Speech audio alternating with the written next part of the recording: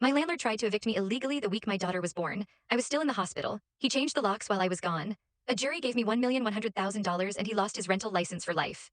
My daughter was born on a Tuesday in March. 6 pounds, 4 ounces, completely healthy, the best thing that has ever happened to me. When I came home Friday afternoon with a newborn in a car seat and 4 hours of sleep across 3 days, I found a new lock on my front door and a notice taped to it saying my tenancy had been terminated. New baby, car seat, 4 hours of sleep. Lock I don't have a key to, notice on the door of the home where I'd set up the crib and washed all the tiny clothes.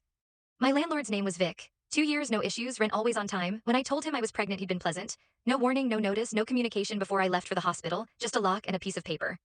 I called him from the doorstep holding my daughter. He let it ring out twice before picking up and telling me, with a casualness I still find breathtaking, that he decided to move a family member into the unit. I asked him to let me back into my home. He said the tenancy was terminated and hung up. I called a tenants' rights hotline from the parking lot. The woman who answered listened to everything and then said quietly, "He did this while you were in the hospital?" I said yes. She told me to write everything down right now while it was fresh. I sat in my car and typed it all into my notes app while my hands shook.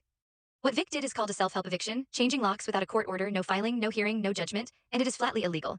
My lawyer filed for emergency injunctive relief and I was back in my apartment within 48 hours, standing in my doorway holding my daughter in the home where her crib was waiting. Then we got to work.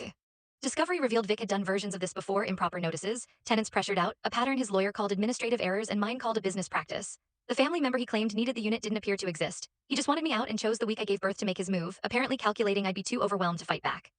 He did not know me very well. I took the stand and described coming home from the hospital without crying, because I'd practiced, because I wanted every word to land cleanly. The car seat, the notice, the parking lot, the notes app. One juror in the second row pressed her lips together very tightly when I described calling Vic from the doorstep and him letting it ring out. The jury took 3 hours, $1,100,000. I looked straight ahead and breathed carefully and did not fall apart until we reached the hallway. The licensing board revoked Vic's rental license 4 months later. He can no longer legally operate rental properties in the state. My daughter is 2 now. She knows the apartment as just home. Someday I'll tell her that the week she was born someone tried to take it, and I sat in a parking lot typing notes with shaking hands and I didn't stop until it was finished. I want her to know that exhausted and overwhelmed is not the same as powerless.